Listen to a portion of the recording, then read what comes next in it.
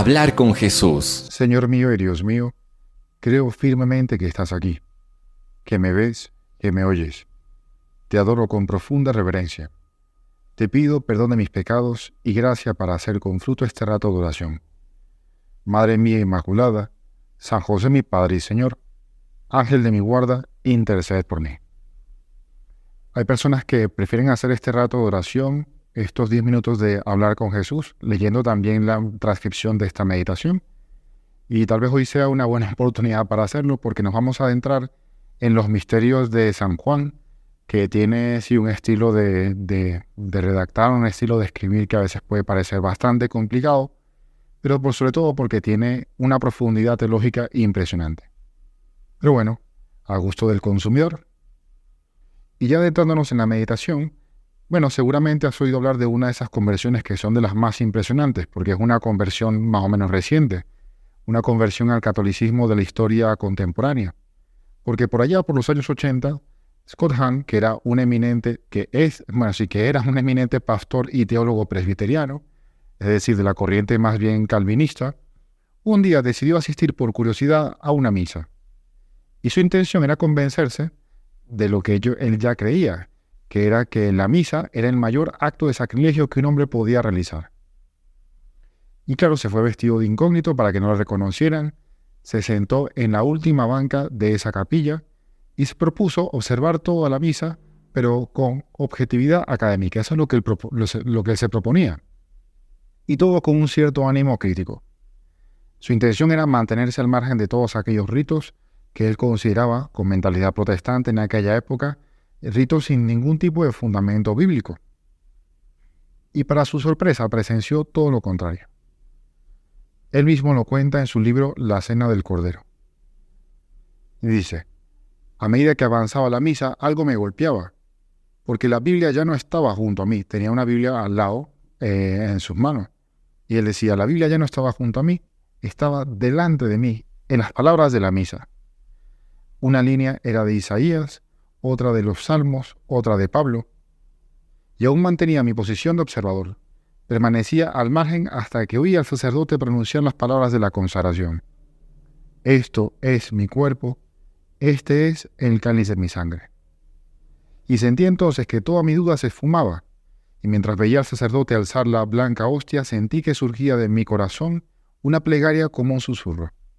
Señor mío y Dios mío, ¿realmente eres tú?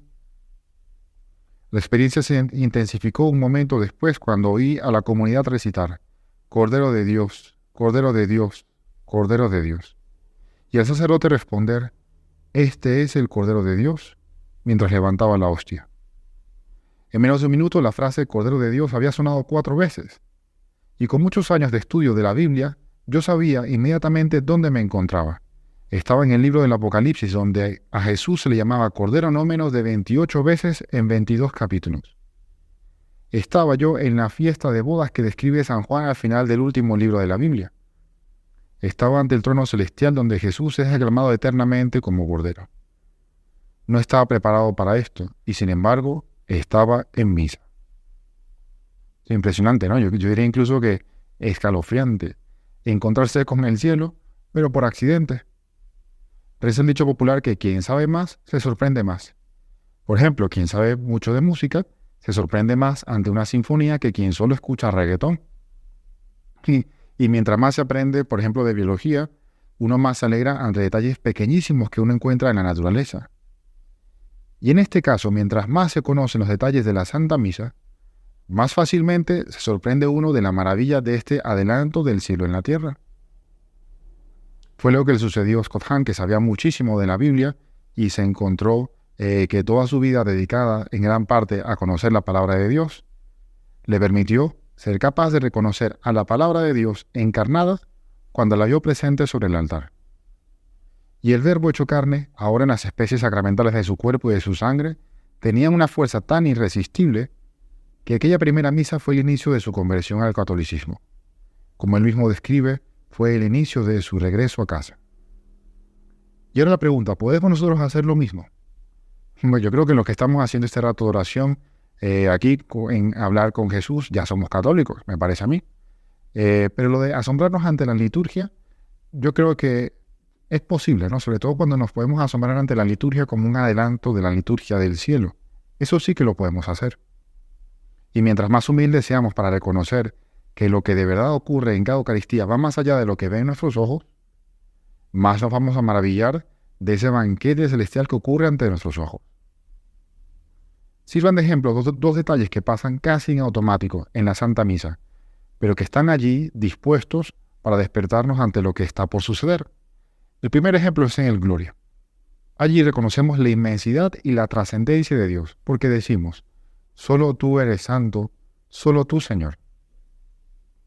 Y la palabra santidad, esto es una parte importante que hay que recordar, la palabra santidad, por supuesto, uno la entiende como un santo, una persona que se porta bien, una persona que quiere la voluntad de Dios, pero en su origen, la palabra santo, sobre todo en el griego, significa literalmente separación. Es decir, alguien santo es alguien que ha sido separado, alguien que ha sido dedicado para una cosa específica, alguien que ha sido consagrado para Dios. Por lo que aquí estamos reconociendo, cuando decimos que solo Dios es santo, es que Dios es totalmente separado, totalmente trascendente y totalmente distinto a todo lo creado. Eso es lo que estamos diciendo allí en esa palabra, en esa frase de gloria. Y cuando la misa avanza un poco más, sorprendentemente decimos esto mismo, pero ahora no lo decimos solamente nosotros. Justo cuando finalizó el prefacio, cuando el sacerdote acaba de terminar el prefacio, hacemos propias esas palabras de la visión del profeta Isaías. Y dice Isaías en el capítulo 6, unos serafines se mantenían por encima del Señor sentado en el trono. Cada uno tenía 6 alas, con 2 se cubrían el rostro, con 2 se cubrían los pies, y con 2 volaban, y clamaban entre sí diciendo, Santo, Santo, Santo es el Señor. Caray, ¿te suena familiar esto, no? Y sí, es que justo antes de la consagración, con este canto del santo, nosotros nos unimos a esa corte celestial para reconocer que Dios es santo, en el sentido de que Dios es totalmente trascendente, como acabamos de ver. Ahí nos unimos a los ángeles y a los santos que están en presencia directa de Dios en el cielo, justo en el momento antes de presenciar nosotros ese mismo cielo abierto sobre el altar. Reconocemos ahí que Dios es totalmente diferente a nosotros, eso es lo que significa santo, ¿no? Algo separado, algo trascendente, algo inmenso, algo distinto en la creación, y lo hacemos justo antes de que Dios esté muy cerca de nosotros, en lo pequeño, en lo material de un pedazo de pan. Me parece que esto es, bueno, para caerse de espaldas de los asombros. Y con esto en mente, ahora podemos escuchar mejor las palabras del Evangelio de San Juan, que es lo que nos propone la Iglesia para el día de hoy. Son palabras que pueden parecer demasiado engorrosas, incluso repetidas, pero allí Jesús dice que quienes lo siguen, no son del mundo. En este sentido, son santos, en el sentido de que son separados del mundo, son dedicados, están reservados a Él, como tampoco Él es del mundo. Bueno, por lo que acabamos de decir en el Gloria y en el Santo, que es que solo Dios es santo. En el Evangelio de hoy, Jesús le pide a su Padre que no los retire del mundo, sino que los guarde, es decir, que los separe, vamos a decir, que los santifique en este mismo sentido de separación, que los separe del maligno. Y por eso es lógico que el mundo los odie, no son del mundo, y que a su vez, quien sabe que está llamado a ser santo, es decir, llamado a ser reservado para Dios, separado para Dios, procure estar cada vez más cerca de Dios y menos del mundo, aunque esté en medio de él. Y esto lo hace, bueno, porque está siguiendo todos los pasos de Jesús. Así como tú me enviaste al mundo, dice Jesús, así yo los envío también al mundo. Jesús, es verdad, lo sabemos muy bien, lo aprendimos en el catecismo, es verdadero hombre y verdadero Dios. Y Dios, como acabamos de ver, es el único santo. Entonces, ¿qué sentido tiene que el mismo Jesús diga, por ellos yo me santifico? ¿Es que a Jesús le falta santidad? Pero no, la frase completa dice, por ellos yo me santifico para que también ellos sean santificados. Por supuesto que aquí Jesús no está diciendo que a él le falte santidad, sino que si entendemos la santificación como lo que hemos estado viendo, santificación como separación, dedicación, entrega, pues esta frase tiene todo el sentido del mundo. Porque aquí se refiere a su entrega, a su sacrificio, a su amor por nosotros en la cruz. Ese sacrificio por amor en la cruz que se renueva en cada Eucaristía. Esta santificación de Cristo en el altar nos santifica también a nosotros. Por eso esta frase tiene todo el sentido del mundo.